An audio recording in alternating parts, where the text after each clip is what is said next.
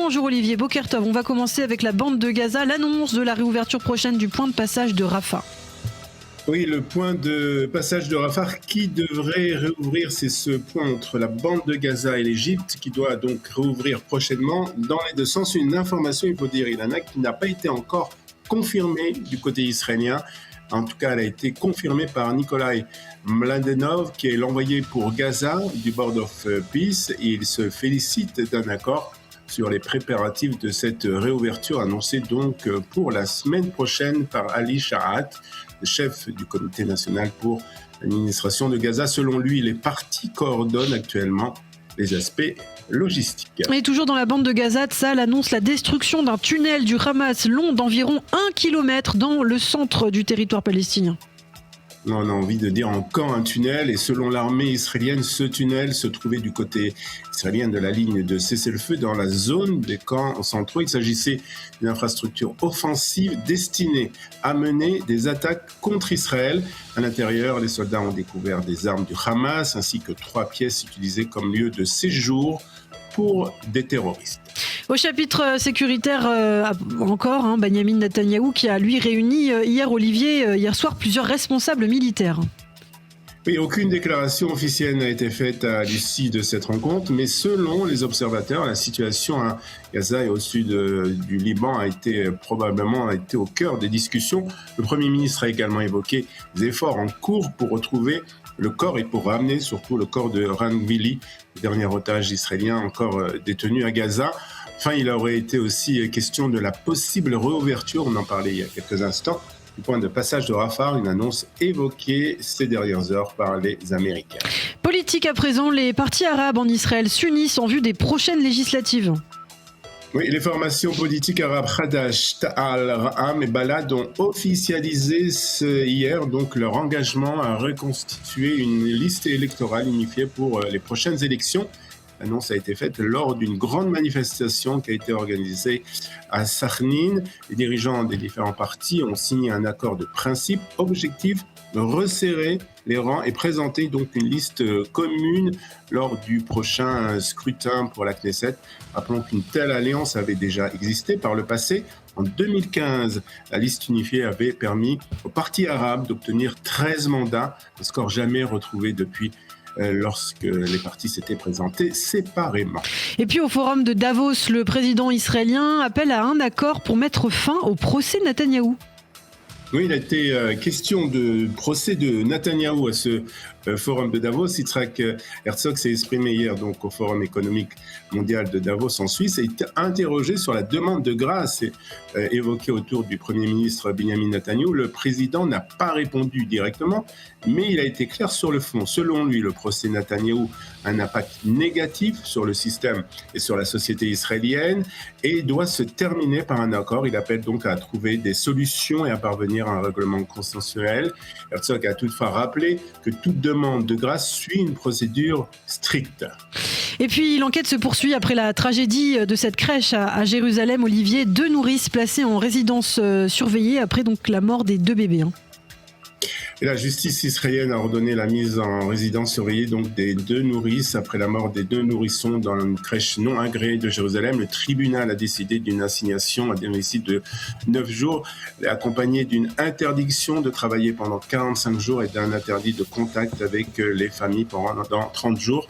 Je vous rappelle que les corps des 2 bébés âgés de 4 mois et 6 mois ont été découverts lundi dans un établissement situé dans le quartier de Romema à Jérusalem. Sur place, 53 autres enfants ont été pris en charge. Ils présentaient différents degrés de blessures. À noter enfin aussi que la mère de l'un des nourrissons, qui est actuellement au Shiva, a publiquement pris la défense des nourrices. Alors que les tensions entre les États-Unis et l'Iran sont de plus en plus importantes et que l'armée israélienne se prépare à différents scénarios, nous allons essayer justement de savoir et de connaître quels sont ces préparatifs et quels sont, on va faire aussi le point sur les menaces et les risques par rapport à cette situation. Et pour en parler, nous sommes avec le journaliste Stéphane Goldin. Stéphane, bonjour et merci d'être avec nous ce matin. De qualité. Alors, on va essayer de faire peu le point, même si aujourd'hui on ne sait pas exactement quelle est la situation. En tout cas, on sait qu'il y a une tension, on entend beaucoup de menaces d'un côté et de l'autre. Est-ce que vous pouvez nous dire de quelle manière l'armée israélienne se prépare-t-elle justement à tous les scénarios qui sont possibles? L'armée israélienne a pris évidemment ces menaces très au sérieux et depuis maintenant un certain temps, depuis que je dirais toutes ces manifestations contre le régime des Mollahs ont commencé en Iran et même je dirais bien avant, mais tout cela évidemment est monté d'un cran avec aussi des interventions verbales pour le moment des États-Unis. Alors donc pour le moment il y a une forte mobilisation, je dirais à tous les niveaux de l'armée. Il faut savoir que au niveau de la société civile, enfin de la sécurité civile, excusez-moi, il y a eu donc plusieurs réunions entre l'armée, donc le département de la sécurité civile de l'armée et l'ensemble des maires d'Israël pour justement commencer à prévoir certaines choses. Donc il y a déjà l'ouverture des abris qui ont été réouverts pour ceux qui avaient été fermés sur l'ensemble du territoire israélien. Il n'y a pas de consigne actuellement spécifique auprès de la population israélienne, mais on sait toujours que la population est prévenue qu'elle pourrait aller aux abris dans un temps relativement rapide s'il devait se passer quelque chose. Maintenant, c'est vrai qu'il y a une forte mobilisation, évidemment, des services de renseignement de l'armée qui sont évidemment mobilisés 24 heures sur 24 et 7 jours sur 7 sur ce sujet, évidemment sur les autres aussi, mais sur ce sujet bien spécifique pour voir comment les choses vont évoluer. Alors c'est vrai que pour le moment, on est surtout dans de l'enchère verbale, que cela vienne du côté iranien ou du côté américain, comme vous l'avez dit.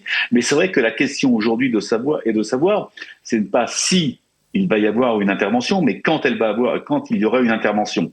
Donc Israël et les forces de défense israéliennes sont prêtes évidemment à toute, je dirais, possibilité, éventualité, que cela soit en défense, mais pas que, ça pourrait être aussi en attaque, où Israël pourrait être aussi un appui des forces américaines, même si je n'y crois pas trop que, voilà, il y a clairement les choses. Alors, on va revenir sur ça, sur aussi la possibilité de réaction d'Israël en cas d'attaque.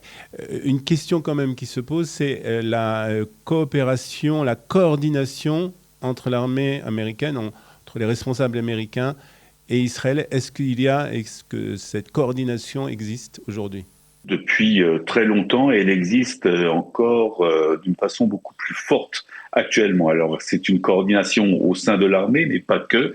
C'est aussi une coordination au sein du renseignement, entre le renseignement américain et le renseignement israélien, pour justement coordonner, je dirais, s'il devait y avoir une frappe sur le territoire iranien, s'il devait y avoir aussi une frappe sur le territoire iranien, tous ces renseignements sont hyper importants pour évidemment frapper tous ceux qui sont liés au pouvoir des Mollahs et non pas frapper et toucher ceux qui manifestent, même si on sait que dans toute guerre, il pourrait y avoir des dégâts collatéraux et aucune guerre n'est complètement propre. Toujours est-il que oui, il y a une grande, je dirais, coordination entre l'ensemble de ces services, que cela soit au niveau de l'armée, du renseignement militaire, mais aussi du renseignement autre. Est-ce que l'armée israélienne se prépare aussi à une éventuelle riposte iranienne au cas où l'Iran déciderait de s'attaquer directement à Israël? L'armée israélienne se prépare à toutes les éventualités, dont, je dirais, une éventualité que l'Iran pourrait attaquer le territoire israélien. Il pourrait l'attaquer, évidemment, comme on l'a vu au mois de juin dernier. Il pourrait aussi l'attaquer via d'autres facteurs, comme ces proxys, que cela soit le Hezbollah ou cela soit certains éléments qui sont en Judée-Samarie plus particulièrement. Mais c'est vrai qu'Israël est prêt à toute possibilité, toute éventualité. Donc évidemment, il y a tout ce qu'on appelle la défense aérienne qui est mobilisée 24 heures sur 24, 7 sur 7, comme d'habitude, j'allais dire, mais d'une façon beaucoup plus, je dirais, précise sur la question iranienne. Mais pas que, il y a évidemment la sécurité civile et il y a aussi les forces aériennes et la marine, qu'il ne faut jamais oublier, qui sont prêtes à intervenir au cas où. Quels sont les enseignements qui ont été tirés par l'armée israélienne après justement la guerre de 12 jours qu'on a vu au mois de juin? Est-ce qu'il y a des enseignements très pratiques qui ont été tirés de cette guerre? Qui ont été tirés évidemment de cette opération qui a duré 12 jours. Premier enseignement que tout le monde fait ce constat, c'est que dans le fond, on aurait eu peut-être quelques jours en plus dans cette opération du mois de juin dernier. On n'en serait peut-être pas là aujourd'hui dans cette situation. Et il est très probable aussi que le peuple iranien aurait pu déjà être libre. Mais au-delà de ça, il y a toute la question du renseignement qui a été émis sur place sur le positionnement de bases de lancement de missiles balistiques, sur la situation des gardiens de la révolution, mais pas que. Il y a aussi une grande question qui se pose, c'est la question de l'armée iranienne, et toute la question est de savoir si elle va faire ou pas défection, et si elle le fait, à quel moment. Et donc, il y a énormément d'enseignements qui ont été tirés sur les phases opérationnelles, plus stricto sensu, bien sûr, qu'il y a toujours des renseignements à tirer de chaque opération. Il y a évidemment des points très positifs que l'on a vus. Il y a aussi certains points, je dirais, plus, non pas négatifs, mais à améliorer. On va je voudrais vous poser aussi une question sur un autre sujet qui concerne aussi, qui est un sujet, on va dire, où la tension est aussi importante. C'est la frontière nord qui reste sous tension avec le Hezbollah. Est-ce que l'armée israélienne se prépare peut-être là aussi à un scénario d'escalade sur ce front-là ? Sur le front nord, et que les choses soient claires, parce qu'on voit très bien que l'armée libanaise, concrètement, n'arrive pas à démanteler, à démilitariser le Hezbollah qui continue à revenir régulièrement sur la frontière nord d'Israël. Donc oui, il y a une possibilité. Pourquoi ? Parce que, dans le fond, on s'aperçoit que le Hezbollah, qui a aussi une branche politique, ne l'oublions pas, parce que le Hezbollah, c'est aussi un mouvement terroriste, mais qui siège aussi avec un nombre assez important de députés au Parlement libanais, donc trouve une certaine légitimité.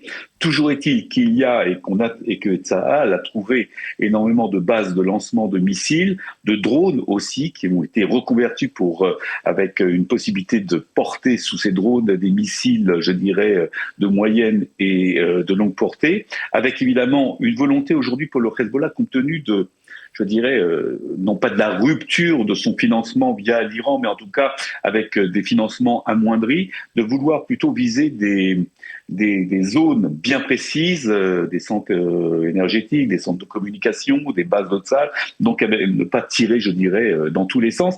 Mais aussi, on voit très bien que les forces Radouane, qui sont les commandants du Hezbollah, font tout pour se rapprocher continuellement de la frontière, d'où la présence israélienne dans le territoire libanais sur ces 5 points, et ne pas vouloir quitter, je dirais, ses positions au sein du territoire libanais, parce que dans le fond, c'est la bande de sécurité qui permet de préserver, je dirais, le nord d'Israël. On parle du Litani, mais je vais vous dire franchement, Olivier, de vous à moi aujourd'hui, le Litani, c'était très bien quand on en parlait il y a 15 ans, il y a 20 ans, il y a 30 ans, il y a 40 ans. Aujourd'hui, vu la taille des missiles, la puissance des missiles, il faudrait plutôt aller du côté du Awali, qui est un peu plus au nord que le Litani, pour avoir justement préserver, je dirais, la sérénité totale de la population du Nord. On n'en est pas encore là. Toujours est-il que oui, Israël, en tout cas, et les forces de défense israéliennes sont prêtes aussi à toute éventualité sur le Liban, compte tenu, dans le fond, de l'échec du gouvernement Aoun, qui n'arrive pas concrètement à démilitariser et à mettre au pas, entre guillemets, le Hezbollah. Très bien, merci beaucoup Stéphane Godin pour toutes ces explications et pour ces analyses sur la situation sécuritaire et militaire en Israël, plus particulièrement face au Liban et face à l'Iran. Merci en tout cas d'avoir été avec nous ce matin.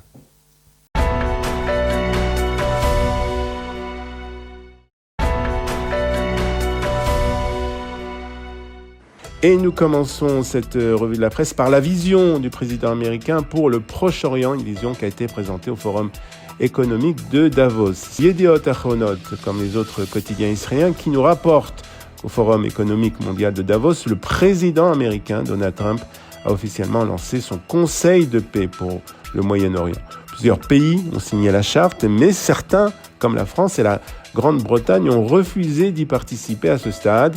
Donald Trump a menacé directement le Hamas, affirmant que sans désarmement, l'organisation serait détruite. Il a également exigé la libération du dernier otage israélien encore détenu à Gaza, Ran Gvili. Son gendre, conseiller Jared Kushner, a présenté la vision d'une nouvelle Gaza démilitarisée et reconstruite par étapes. Responsable du Conseil de paix prévient toutefois que les 3 prochains mois seront décisifs et sans démantèlement du Hamas, aucun chantier ne pourra commencer. Du site d'information Ynet, il s'agit d'Assaf Smulevich. Et selon l'acte d'accusation, il se serait infiltré dans des centres de commandement de Tsahal, aurait enregistré des échanges sensibles et collecté des informations confidentielles transmises à des personnes non autorisées. La justice est toutefois claire sur un point, il ne s'agit pas d'un espion au sens classique. En effet, aucun lien avec des services étrangers, aucune information transmise à des ennemis d'Israël. Alors la question reste entière ce matin, pourquoi avoir collecté autant d'informations secrètes? Une question d'ailleurs qui n'a pas pour le moment de véritable réponse, en tout cas pas dans la presse israélienne. Les expertises psychiatriques concluent qu'il n'était pas responsable de ces actes au moment des faits. Une libération sous condition est donc désormais envisagée. Et face au manque d'effectifs dans Tsahal, le ministre de la Défense veut allonger le service militaire. Et c'est le Ma'ariv qui en parle ce matin. Selon l'armée israélienne, il manque en permanence entre 9 000 et 11 000 soldats dans les rangs de Tsahal. Et face à cette pénurie, le ministre de la Défense, Israël Katz, appelle à rétablir un service militaire obligatoire de 36 mois, comme par le passé.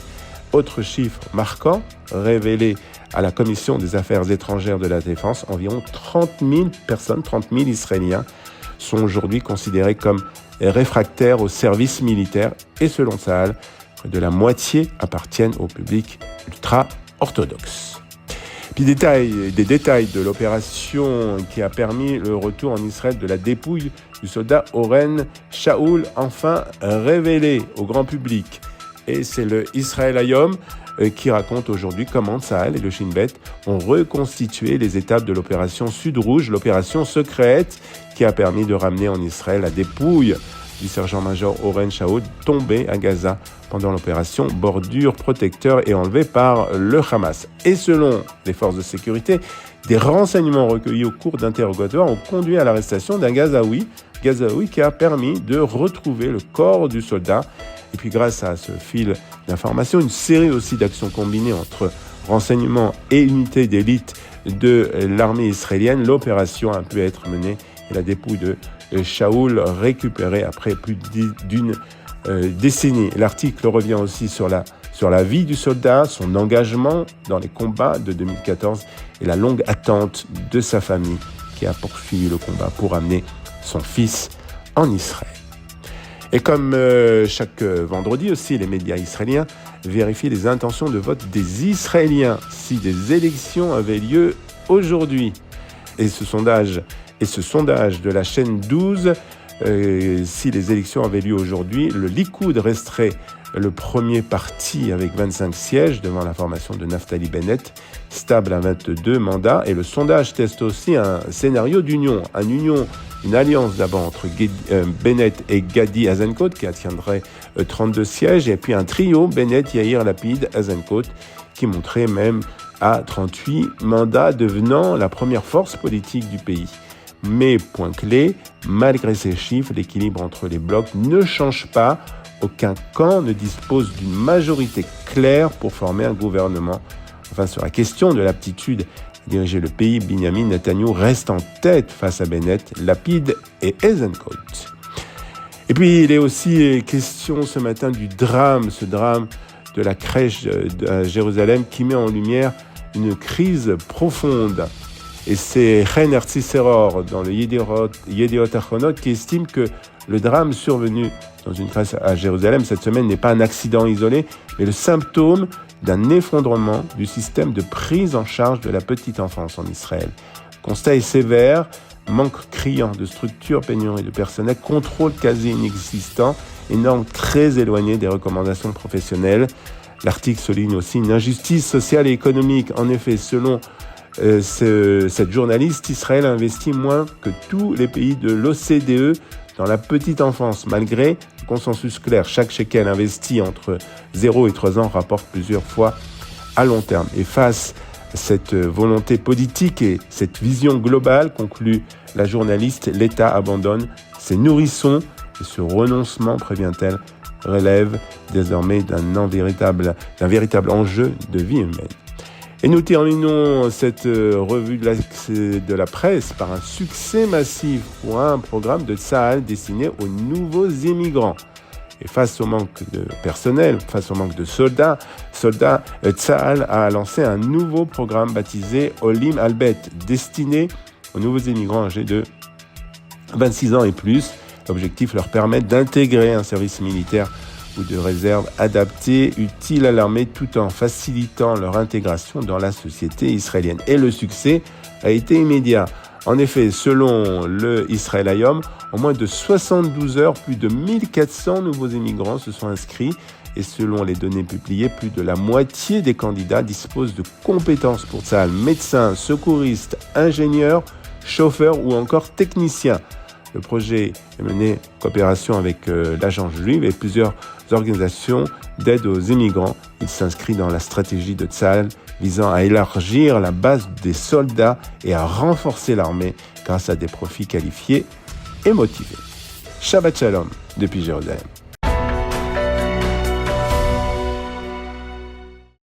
Et nous sommes ce matin avec Yehuda Ayash. Yehuda Ayash est producteur, créateur de cinéma, réserviste et récemment, il est le lauréat d'un prix du ministère de l'Éducation. On va parler avec lui de son parcours, de son dernier film, un court-métrage qu'il a réalisé et aussi d'une polémique qui a eu lieu autour de ce prix du ministère de l'Éducation. Nous sommes très heureux de recevoir ce matin Yehuda Ayash. Yehuda, bonjour et merci d'être avec nous ce matin.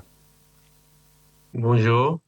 Et juste, je vais te dire que le court-métrage, je ne l'ai pas réalisé, j'ai fait la production. La production. Alors, on va en parler justement. On va commencer justement par ça, par un peu votre parcours cinématographique.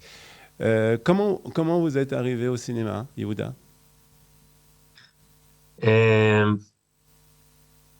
une bonne question. Et je pense que ça a commencé quand j'étais vraiment enfant. À la maison, on a grandi avec une éducation assez française. Et le cinéma était toujours quelque chose de très fort dans la maison. Et depuis, je pensais toujours que je vais étudier le cinéma. J'ai fait aussi à l'école l'option cinéma.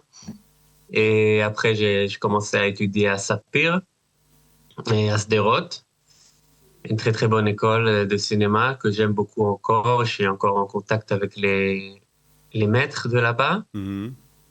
Et depuis, production vous êtes originaire vous-même et réalisateur. Vous êtes originaire du sud d'Israël vous-même? Non, originaire de Jérusalem. Je suis né à Jérusalem et depuis... ça fait presque 15 ans peut-être que j'ai quitté. Et après, j'étais à Sderot. Après que je suis marié. Et depuis, on est passé à Pardes-Ran il y a 5 ans. Alors, on va justement... D'abord une question intéressante et qui m'intéresse en tout cas. Votre français impeccable, il vient d'où? J'aurais pas dit impeccable. Et j'ai toujours un peu de mal. Mais mes parents, ils ont fait leur aliyah aux années 80. Okay. Ils ont étudié avec Manitou à Mayanot. Et depuis, moi, je suis né à Jérusalem. Alors, vous avez remporté un prix, justement, en tant que producteur pour un film qui s'appelle Chatzip Kisha. On va dire moitié d'une rencontre, moitié d'un rendez-vous. Est-ce que vous pouvez c'est un court-métrage, plus exactement, c'est pas un film, c'est un court-métrage. De quoi parle ce film? C'est un film qui parle d'un Bachour Yeshiva qui vient pour repousser l'armée. Et chaque année, il faut revenir pour repousser encore une année. Et il vient pour la repousser la dernière fois. Et il arrive en retard et il rencontre une soldat qui est pas du tout elle peut pas du tout l'aider. Et elle lui dit, elle revient demain, et il lui dit, je peux pas, parce que c'est le dernier jour. Et elle décide de l'aider. Et comme ça, ils ont une rencontre et quelque chose qui se passe entre eux. Lui, Bachour Haredi, qui est même, il se dirige le même soir vers un shidur. Ouais. Et elle, soldat chilonite, et c'est vraiment une rencontre très, très, très spéciale et personnelle aussi du réalisateur. Et à la fin, il faut voir le film. Ah, bien sûr. Mais on peut dire que c'est une khatit gisha parce que c'est pas vraiment dans le monde réel une vraie gisha qui peut se passer. Alors en fait, c'est quoi? C'est la rencontre entre deux mondes qui sont totalement différents et on voit, bon, bien sûr, on va pas tout dévoiler, mais on voit que, en fait, les choses peuvent tout de même bien se passer quelque part. Ouais, on peut voir que ça peut vraiment bien se passer et ça peut vraiment bien marcher, mais c'est dans le monde réel, il y a des choses qui peuvent pas toujours marcher. Alors c'est un sujet très actuel puisqu'on parle beaucoup de l'enrôlement des religieux orthodoxes dans l'armée. C'est un sujet qu'on entend beaucoup parler dans l'actualité. Et vous-même, vous avez, on va dire, été touché par ça parce que pendant cette période, vous avez produit ce film, vous avez été, je crois, plus de 350 jours, Ouais. 360 jours de réservistes. D'abord, comment on fait pour allier la période de Milouim et votre travail dans le cinéma? Et puis aussi, est-ce qu'il n'y a pas quelque part un conflit qui s'installe, puisque vous avez fait beaucoup de jours de réserve, et d'un côté, on voit que du côté orthodoxe, les choses n'avancent pas trop. C'est une bonne question. Et je peux dire que avec le réalisateur, on a parlé avant la guerre et ça prend du temps pour récolter l'argent. Et on a reçu la bourse, on peut dire, la Keren s'appelle. On l'a reçu vraiment quand j'étais déjà à Gaza. Alors, je savais même pas qu'on l'a reçu. Et après quelques jours, j'entends qu'on a été reçu et tout ça. Alors, c'était vraiment du début, tout le film, tout le tournage et le montage et tout ça, ça s'est créé pendant vraiment que je suis à Gaza ou au Liban. Et j'ai jamais pensé à pourquoi lui il fait pas l'armée et moi oui, parce que c'est toujours quelque chose que moi je regarde ce que moi je dois faire. Moi j'ai quelque chose à faire, je pense que ce que je fais il est bien, il est moral, mais quand il y a quelqu'un qui fait pas, je regarde pas à côté. Alors ça c'est par rapport à cette question. Et vraiment, la finale, quand on a eu le prix il y a 2 semaines au Binene Roma, c'était vraiment ça. C'était vraiment comme la guerre est terminée. Parce que c'était vraiment un film qui a commencé du début et il finit. C'est pas encore la fin de la guerre. Ouais, on sait pas quand ça va finir, mais on peut sentir qu'il y a quelque chose qui s'est terminé après les Khatoufim qui Bien sont sûr. presque, sauf le dernier, qui sont rentrés. Alors, vous avez parlé de cette remise de prix, de cette cérémonie qui a eu lieu donc il y a à peu près 2 semaines, donc pour ce prix du ministère de l'Éducation. Il y a eu beaucoup de polémiques. On a entendu autour de cette cérémonie jusqu'au dernier moment. C'était pas sûr qu'elle se tienne, mais en fin de compte, elle a eu lieu.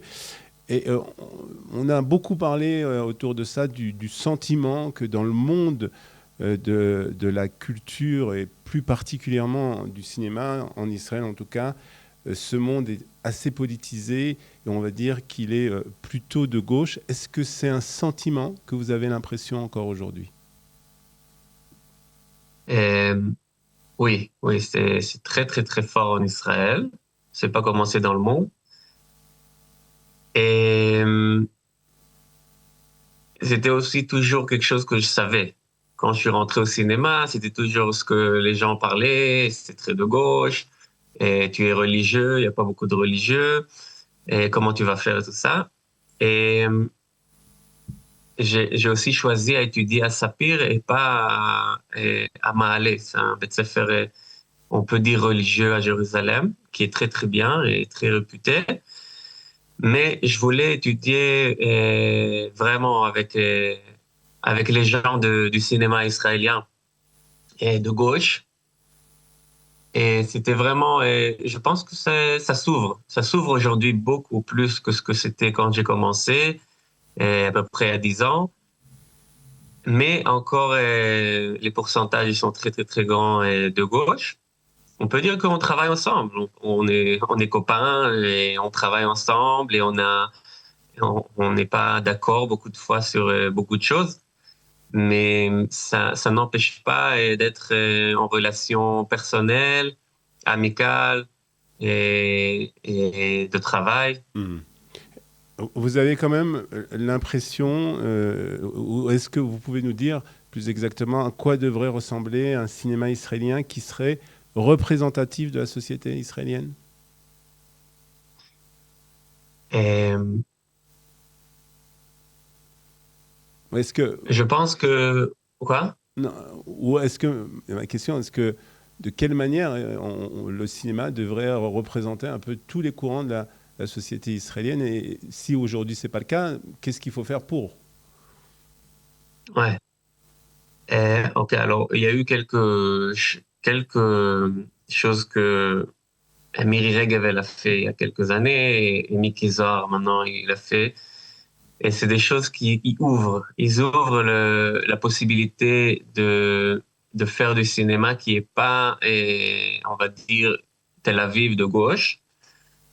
Et ça arrive, ça se passe. Et mamash, hier soir, j'ai un festival de cinéma que je produis, que j'ai réalisé aussi. Et hier, on a fait quelque chose au cinéma Spiegel à Jérusalem. Et là-bas, on montre des films qui sont pas de gauche, qui sont aussi de gauche, mais c'est des films qui parlent de recherche spirituelle. Mm-hmm. Alors, tu dis, OK, alors il y a du cinéma comme ça, il y a du cinéma de quelqu'un du Shomron et qui cherche, je sais pas, qui a ouvert une farm pour garder le terrain. Ouais. Et qu'il y a aujourd'hui beaucoup plus de films qui sont variés et qui viennent de tous les sectes israéliens, je sais pas comment on dit. Mm-hmm. Et alors aujourd'hui, ça s'ouvre. Ça part encore 100%, mais tu vois des films qui commencent à rentrer dans le mainstream aussi, qui sont pas de Tel Aviv, de gauche. Pour terminer, je voudrais revenir sur ces 365 jours, plus de 350 jours en tout cas de Milouim, de réserve que vous avez fait en moins de 2 ans. Est-ce que cela a changé quelque chose dans votre façon de créer, de produire justement dans le milieu du cinéma?